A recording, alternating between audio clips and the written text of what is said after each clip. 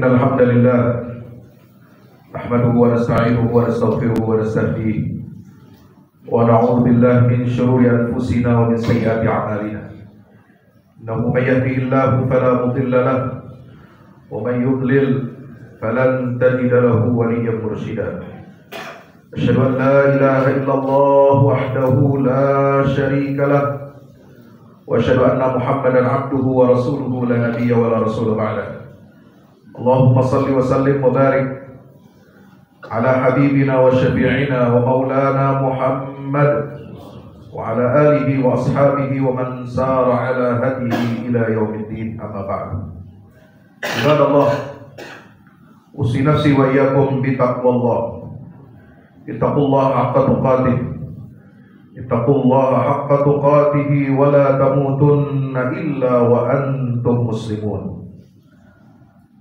Hadirin masyarakat muslimin yang insyaallah mudah-mudahan kita semua senantiasa diberikan kekuatan iman dan Islam, diberikan taufik dan hidayah oleh Allah Subhanahu wa taala. Mari kita bersyukur kehadirat Allah Jalla Jalaluh Subhanahu wa taala yang telah mengantarkan kita hidup sampai di bulan Sya'ban ini tahun 1445 Hijriah. Bulan Sya'ban adalah bulan untuk kita senantiasa memperbaharui keimanan dan menyucikan jiwa kita. Karena bulan Sya'ban ini posisinya letaknya sangat strategis di antara bulan Rajab dan bulan Ramadan. Rajab adalah bulan yang dimuliakan dan diagungkan oleh Allah. Banyak orang yang mengingatnya, banyak orang yang mengisinya dengan hari-hari untuk beribadah. Bulan Ramadan juga bulan diwajibkan kita berpuasa sebulan penuh. Maka kita senantiasa menghidupkan syiar-syiar Allah di bulan Ramadan, menghidupkan masjid dan rumah-rumah Allah Subhanahu wa taala untuk beribadah, mengisi hari-hari di bulan suci Ramadan ini dengan berbagai macam bentuk ibadah kita kepada Allah Ta'ala. Tetapi bulan Sya'ban, ketika para sahabat melihat baginda Rasulullah SAW banyak berpuasa di hari-hari bulan Sya'ban ini, maka beliau ditanya oleh para sahabat, "Lima araka tasum syahra Sya'ban ya Rasulullah?" Kenapa kami melihat engkau berpuasa di bulan Sya'ban ini malam tasumhu, yang kau tidak berpuasa lebih banyak selain dari bulan Sya'ban ini di bulan yang lainnya? Maka Nabi SAW tegas menyatakan di dalam hadisnya, "Dzaka syahrun yaghfulu anhu katsirun minan nas." Bulan Sya'ban itu adalah bulan yang sering kali dilalaikan, dialpakan oleh banyak manusia. Wa huwa syahrun turfa'u fihi al-a'malu ila Allah. Karena di bulan Sya'ban inilah semua catatan amal kita dalam setahun itu akan diangkat dan dilaporkan kepada Allah Subhanahu wa taala. Wa uhibbu an yurfa'a 'amali wa ana shaim. Dan sebaik-baik amal yang ingin aku harapkan ketika amal aku itu dilaporkan kepada Allah Subhanahu wa taala, diangkat ke sisi Allah, aku ingin ketika dicatat amal itu dilaporkan ke hadapan Allah Subhanahu wa taala aku dalam keadaan berpuasa. Artinya baginda Rasulullah SAW betul-betul menjadikan bulan ini sebagai bulan untuk penyucian jiwa dalam rangka mempersiapkan diri menyambut datangnya bulan suci Ramadan.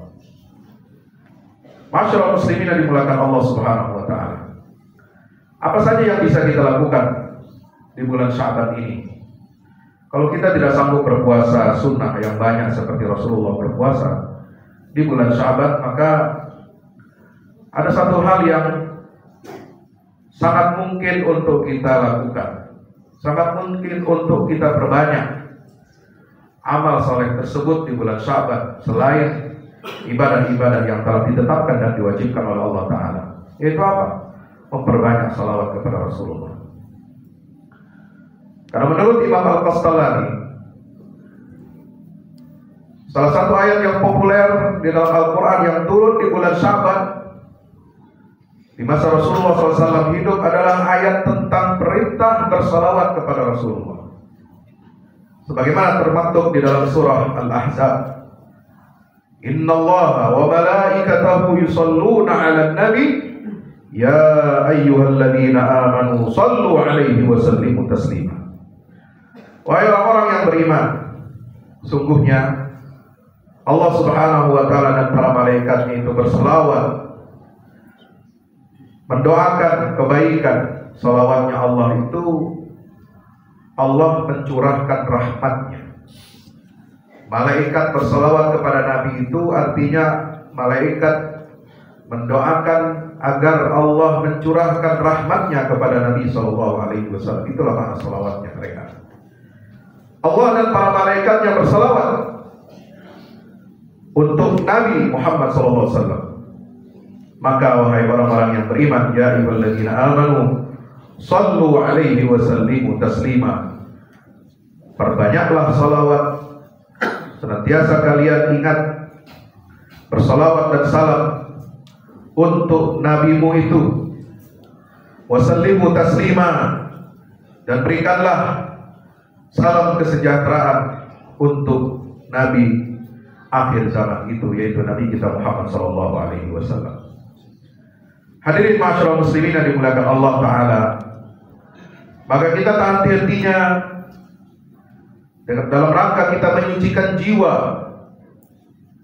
di bulan Sya'ban ini adalah dengan memperbanyak salawat salam kepada baginda Rasulullah SAW. Memperbanyak salawat kepada baginda Rasulullah adalah perintah agama, perintah Allah Subhanahu wa Ta'ala, dan Allah sendiri yang memberikan contoh agar kita bersalawat salam. Kalau ibadah salat Allah perintahkan kepada kita, Allah tidak salat. Kalau ibadah puasa Allah perintahkan kepada kita, Allah tidak berpuasa. Dalam artian tidak melakukan amal-amal itu bukan untuk Allah. Amal itu kegunaan dan fungsi adalah untuk manusia itu sendiri. Allah tidak memberikan contohnya langsung. Bagaimana kita sholat, bagaimana kita berpuasa, bagaimana kita berzakat, bagaimana kita berhaji. Karena Allah tidak punya kepentingan dengan ibadah-ibadah itu. Tetapi ketika Allah Subhanahu wa Ta'ala perintahkan seluruh orang-orang yang beriman untuk bersalawat kepada baginda Rasulullah SAW, maka Allah Subhanahu wa Ta'ala sendiri beserta para malaikatnya yang memberikan contoh langsung kepada kita semuanya. Ini menunjukkan apa? Ini menunjukkan bahwa kedudukan Rasulullah begitu mulia di mata Allah Subhanahu wa Ta'ala, begitu tinggi, begitu agung, mendapatkan kedudukan yang terhormat. Maka kita sebagai umatnya yang kini menikmati manisnya iman, manisnya Islam, menikmati hidup, indahnya hidup di bawah naungan Islam, naungan Al-Quran, maka kita tidak boleh melupakan jasa-jasa Rasulullah SAW. Kita harus senantiasa mengingat bagaimana perjuangan beliau SAW untuk menyebarkan cahaya Islam ini, cahaya Al-Quran ini ke tengah-tengah manusia. Karena kita hidup dalam kenikmatan seperti saat ini, sesungguhnya itu karena ada jasa, peran besar dari Nabi Muhammad SAW yang menderita dalam mengemban dan menyebarkan risalah dakwah ini. Dan kita hanya menikmati hasil-hasil dan jasa-jasa yang telah beliau tanamkan lebih dari 1450 tahun yang lalu. Maka ketika umat Islam menikmati ibadah, dapat beribadah kepada Allah, dapat menyucikan jiwanya dalam rangka taqarrub, mendekatkan dirinya kepada Allah Subhanahu wa Ta'ala, senantiasa kita bersyukur kepada Allah dengan nikmat iman dan Islam, nikmat ibadah, nikmat kita bisa salat, nikmat kita bisa berpuasa Ramadan, nikmat kita bisa berzakat, bisa berhaji, nikmat kita dapat berbakti kepada orang tua, berbuat baik kepada tetangga, dapat mendidik keluarga kita sesuai dengan ajaran agama. Maka pada saat yang sama kita harus mengingat jasa-jasanya Rasulullah Muhammad sallallahu alaihi wasallam, karena beliaulah yang mengajarkan kita semua hal itu. Tanpa petunjuk, tanpa arahan, tanpa contoh yang diberikan oleh Nabi SAW, untuk kita dapat beribadah sebaik-baiknya, dapat menyucikan jiwa kita, sebagaimana diarahkan oleh Allah dalam Al-Quran, qad aflaha man zakkaha wa qad khaba man dassaha. Maka kita tidak akan bisa mendapatkan kemuliaan-kemuliaan hidup di dunia sampai akhirat itu, melainkan karena jasa di situ, ada jasanya baginda Rasulullah Muhammad sallallahu alaihi wasallam. Maka sudah sepantasnya kita memperbanyak salawat dan salam, terutama di bulan Sya'ban ini, di bulan turunnya ayat innallaha wa malaikatahu yusholluna 'alan nabi ya ayyuhalladzina amanu shallu 'alaihi wa sallimu taslima. Yang kedua, bulan Sya'ban ini harus kita gunakan untuk membersihkan hati dan menyucikan jiwa kita semuanya. Karena memasuki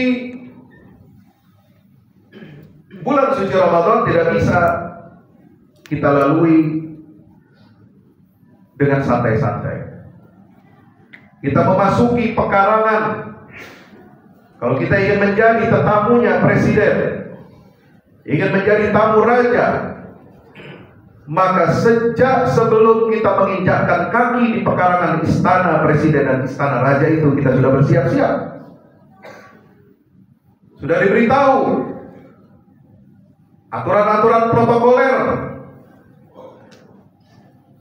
bahwa tamu-tamu raja, tamu-tamu presiden harus bersikap seperti ini, seperti ini, seperti ini. Sudah diatur dress code-nya, sudah diatur jam kedatangannya, sudah diatur jam tunggunya, sudah diatur tata cara menghadap, menyalami, setelah itu beramah tamah dengan tuan rumah yang sangat dinanti-nantikan dan sangat kita hormati. Itulah perumpamaan kita menyambut bulan suci Ramadan, kita sebagai tamunya Allah Subhanahu wa taala. Kita memasuki pekarangan Ramadan tidak bisa tidak. Kita harus mempersiapkan diri, mempersiapkan jiwa kita, membersihkan hati kita sebelum kita memulai amaliyah-amaliyah yang istimewa dalam rangka kita menyambut seruan Allah Subhanahu wa taala, ya ayyuhalladzina amanu kutiba alaikumus syiyamu kama kutiba alal ladzina min qablikum la'allakum tattaqun. Wahai orang-orang yang beriman, wahai orang-orang yang mengaku dirinya beriman kepada Allah, yang di dalam dadanya ada iman kepada Allah Ta'ala. Allah menggambarkan bahwa kewajiban puasa itu telah diwajibkan untuk orang-orang sebelum kalian. Maka itulah kalian harus berpuasa. Untuk apa? Kata Allah Subhanahu wa taala, la'allakum tattaqun, agar kalian meraih ketakwaan.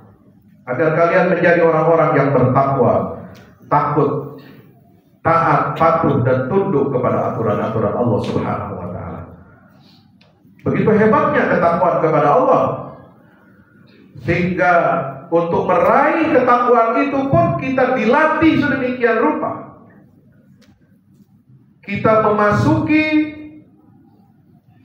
sebuah madrasah yang di dalam madrasah itu atau sekolahan itu ibarat kita berada di dalam sebuah karantina. Ya, karantina untuk memperbaiki jiwa kita, memperbaiki hati nurani kita, untuk menservis sebagaimana mobil berjalan 5.000, 10.000 km, selalu kita diingatkan oleh bengkel mobil yang resmi, diingatkan kita, diberikan reminder bahwa sudah saatnya mobil Anda harus diservis, harus menjalani perbaikan-perbaikan, harus menjalani pengecekan-pengecekan, harus menjalani pemeriksaan-pemeriksaan. Maka di bulan suci Ramadan itulah Allah Subhanahu wa taala berikan wadah bagi kita, momentum bagi kita untuk memperbaiki jiwa dan diri kita, untuk meluruskan arah kiblat hati kita. Ya, kenapa? Karena kiblat hati ini kalau di luar bulan Ramadan itu kadang-kadang sering melenceng. Bahkan melencengnya bukan 1-2 derajat dari Ka'bah, itu berpuluh-puluh derajat, bahkan membelakangi Ka'bah itu. Hatinya ya. Kalau saf sholat kita tetap ke Ka'bah tiap hari. Apakah di rumah, apakah di masjid terdekat kita atau di kantor-kantor kita, pasti kita menghadap kiblat. Kalau nggak tahu arahnya, tinggal buka Kompas lewat HP kita. Tapi kiblat hati, saudara, tidak ada yang tahu. Apakah kita masih konsisten di atas jalan Allah, mentaati perintah Allah sesuai dengan kompas yang diajarkan, yang ditetapkan oleh Allah dalam Quran dan Sunnah? Tidak ada yang tahu. Salat kita menghadap kiblat ke Ka'bah, ke Baitullah, tetapi dalam muamalah kita menghadap dan menghambakan diri kita kepada selain Allah Ta'ala. Kita menghadapkan diri kita dan wajah kita kepada makhluk, mencari keridhaan makhluk, bukan mencari keridhaan Allah. Mencari keridhaan dunia, bukan mencari keridhaan Allah. Mencari rampasan harta dunia, bukan mencari keuntungan akhirat dari Allah Subhanahu wa taala. Maka di bulan Ramadan inilah kita dipaksa untuk mengikuti sebuah pendidikan karantina khusus dari Allah Subhanahu wa taala. Ibarat kita orang sakit dan penyakit kita ini semua berbakat untuk menular. Karena penyakit menular yang paling berbahaya bukan hanya COVID, itu secara fisik. Bukan hanya penyakit-penyakit wabah, endemik atau pandemi, tapi penyakit hati yang paling berbahaya adalah penyakit yang dapat memalingkan kita dari menghadapkan wajah kita kepada Allah Subhanahu wa taala. Maka bulan Ramadan kita harus mempersiapkan diri kita dengan apa? Dengan iman. Karena iman inilah kunci kemenangan kita di dunia dan di akhirat. Ketika Buya Hamka menjelaskan ayat 64 surah Al-Baqarah tentang jatuh bangunnya atau bangkitnya Bani Israel, dalam ayat 64, "Tsumma tawallaytum min ba'di dzalika falawla fadlullahi 'alaikum wa rahmatuhu lakuntum minal khasirin." Setelah itu kamu berpaling, maka seandainya bukan karena karunia Allah dan rahmat Allah kepada kalian, pasti kamu termasuk orang-orang yang merugi. Kehancuran dan kebinasaan Bani Israel banyak diungkapkan oleh Allah Ta'ala di dalam Al-Quran, mulai dari ayat 40 sampai ayat 142. 82 ayat. Tidak main-main. Ya. Ada mulai sampai 123. Ada 83 ayat dari ayat 40 sampai 123. Allah mengabarkan tentang kerusakan-kerusakan mental, kerusakan-kerusakan jiwa yang menghinggapi atau dihidap oleh Bani Israel ini sehingga mereka hancur dan dibinasakan oleh Allah Ta'ala.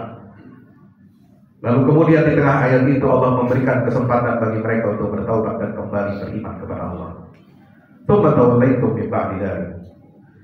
Kalian berpaling dari jalan Allah. Falaula fadlullahi 'alaikum wa rahmatuhu lakuntum minal khasirin. Nah, inilah kaidahnya. Bagaimana agar diri kita dijauhkan dari kerugian, agar kita tidak termasuk orang-orang yang merugi, maka syaratnya adalah kita harus, hadirin yang dimuliakan Allah Subhanahu wa taala, kita harus senantiasa berpegang teguh kepada karunia Allah dan rahmat Allah Subhanahu wa taala. Harus mempertahankan iman kita. Ya. Maka Buya Hamka ketika menyebutkan tafsir ayat ini, ada satu hal yang menarik. Apa kata beliau?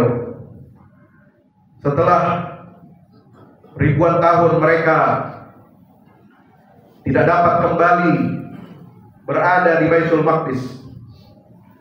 Ketika mereka terasingkan, ketika mereka berdiaspora di berbagai belahan dunia ini, tidak punya tanah air. Tapi di abad modern, dimulai dari tahun 1917, ketika ada perjanjian deklarasi Balfour dari Perdana Menteri Inggris atau Menteri Luar Negeri Inggris untuk Lord Rothschild. Kemudian dari tahun 1917 itu janji Inggris untuk memberikan tanah Palestina kepada bangsa Yahudi, dan itu terwujud dengan deklarasi berdirinya negara Israel tahun 1948. Maka Buya Hamka menyatakan saat ini mereka kembali berjaya untuk berada di tengah-tengah tanah Arab, di tengah-tengah negeri-negeri Islam, untuk membangkitkan kembali sebuah negara bagi bangsa Yahudi di seluruh dunia, dan dapat mengalahkan bangsa-bangsa Arab dan Muslim yang ada di sekitarnya. Dalam perang tahun 1967, kata Buya Hamka, ketika awal-awal cetakan tafsir Al-Azhar ini diterbitkan, saya menyaksikan bahwa betapa bangsa Arab dan Muslim itu dihinakan dan dipermalukan dengan kekalahan menyakitkan dalam perang 6 hari tahun 1967, di mana negeri Mesir kehilangan Gurun Sinai yang dicaplok oleh Israel, Syria kehilangan dataran tinggi Golannya yang dicaplok oleh Israel, tepi barat dan Gaza yang saat ini bergejolak, serta komplek Masjidil Aqsa di Palestina, di Masjid Yerusalem juga berhasil dicaplok oleh negara Israel. Apa yang menyebabkan kekalahan bangsa Arab itu oleh bangsa Yahudi yang jumlahnya jauh lebih kecil dari mereka, dari bangsa Arab Muslim ini? Apakah karena kurang persenjataannya? Tidak, kata Buya Hamka. Persenjataan negara Mesir dan Syria canggih, hebat, dan didukung oleh blok Uni Soviet, blok komunis. Apakah bangsa lebih bodoh daripada Yahudi? Tidak, karena bangsa Arab juga memiliki orang-orang yang jenius, orang-orang pintar yang dapat membuat senjata ini dan lain sebagainya. Maka apa rahasianya? Kenapa bangsa Arab Muslim ini kalah dalam pertempuran? Kata Buya Hamka, karena iman telah berganti. Karena iman kepada Allah, tauhid kepada Allah sudah diganti dengan kepercayaan dan keyakinan terhadap ideologi sosialisme, marxisme, komunisme yang merajalela di negeri-negeri Arab Muslim. Nama Nabi Muhammad telah disingkirkan dari kehidupan umat Islam di Arab dan digantikan dengan Karl Marx, Lenin, dan lain sebagainya. Apakah mungkin umat Islam yang bermakmum kepada pemikiran dan ideologi Karl Marx dan Lenin bisa mengalahkan Yahudi? Tidak mungkin. Hanya dengan kekuatan iman.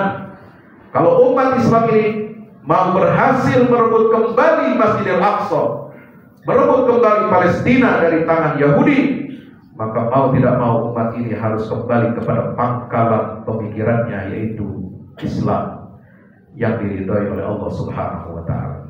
Bukan ideologi sekuler, bukan ideologi liberal, bukan ideologi kapitalis, bukan komunis yang dijadikan sebagai sistem untuk menyelenggarakan kehidupan bermasyarakat dan bernegara. Itu kata Buya Hamka. Maka iman jangan Anda sepelekan.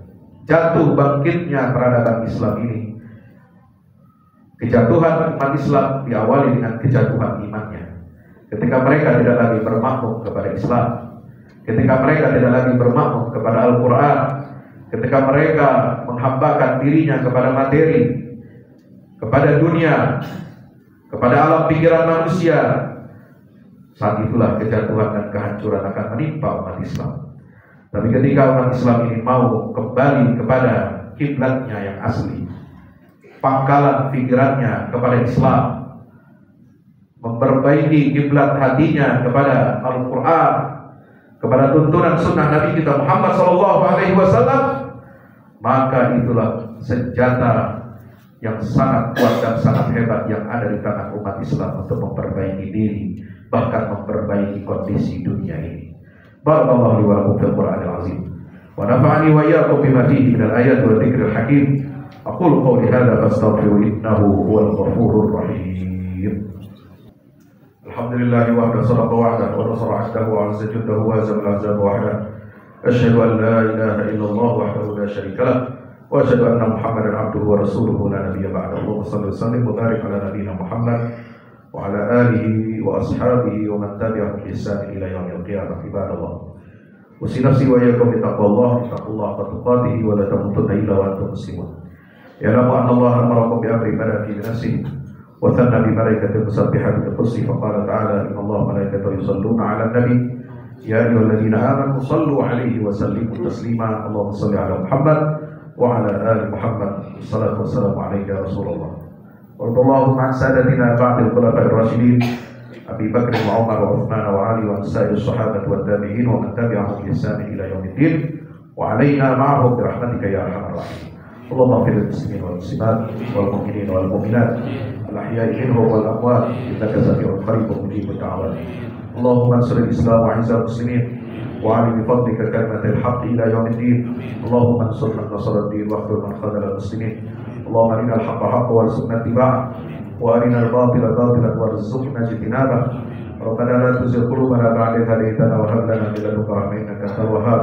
Rabbana atina fid dunya hasanah wa fil akhirati hasanatan wa qina adzaban nar wa adkhilna al-jannata ma'al abrar ya aziz ya ghafar ya rabbal alamin. Wa sallallahu ala Muhammad wa ala alihi wa sahbihi wasallam walhamdulillahi rabbil alamin wa aqimish shalah.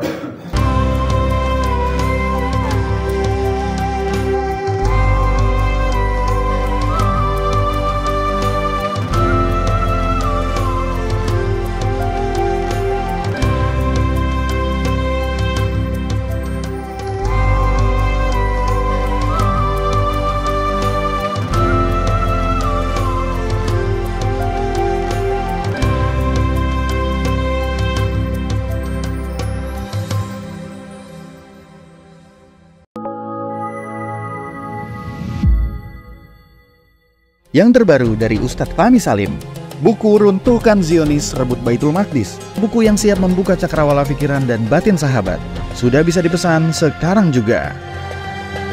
Hasil yang dicapai para mujahidin dalam pertempuran Badai Al-Aqsa 7 Oktober 2023 memiliki arti penting ataupun nilai strategis, bukan hanya dalam pembuktian bahwa kekuatan Israel bisa dikalahkan bahkan oleh pihak yang memiliki persenjataan jauh di bawahnya, melainkan juga dalam menyadarkan dunia Islam, terutama para pemimpinnya yang memilih menjadi penonton ketimbang membantu sesama saudaranya. Buku ini adalah salah satu bentuk dukungan dan ikhtiar dengan niat berjuang bersama-sama dengan mujahid Palestina. Tak sekedar memberikan informasi, membeberkan fakta atau data kepada khalayak di Indonesia. Buku ini juga hadir untuk meluruskan tudingan bahkan fitnah terhadap para pejuang di sana. Betapapun kita berada jauh dari Al-Quds, melalui buku ini kita akan dapatkan bagaimana kita bisa memperoleh pahala yang sebanding dengan para pejuang di garda terdepan di negeri perlawanan Palestina. Dapatkan buku Runtuhkan Zionis Rebut Baitul Maqdis segera.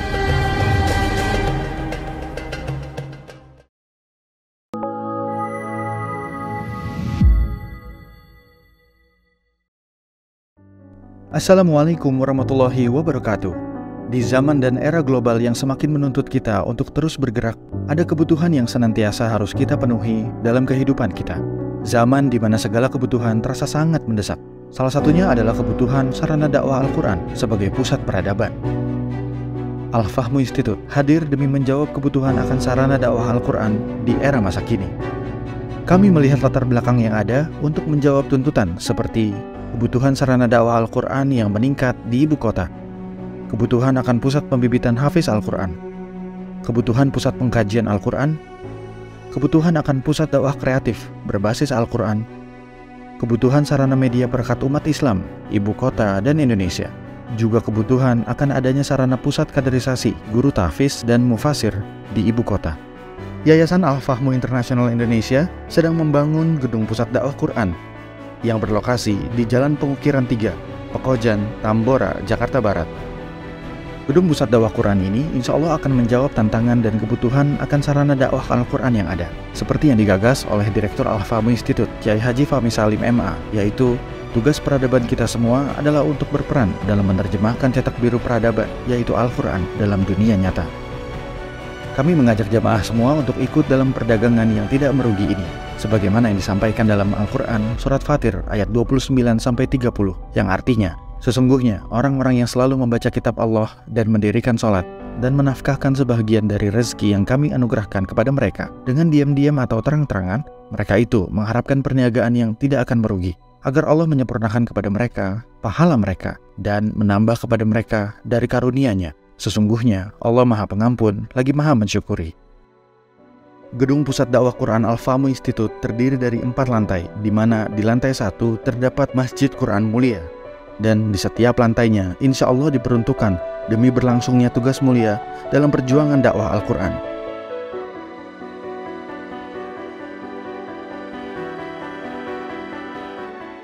Berikut adalah rencana anggaran biaya yang dibutuhkan dalam pembangunan Gedung Pusat Dakwah Quran.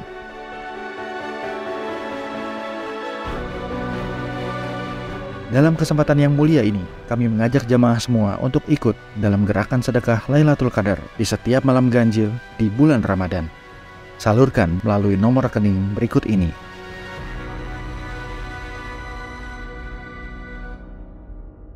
Al-Fahmu Institute, bahagiakan Indonesia dengan dakwah Quran.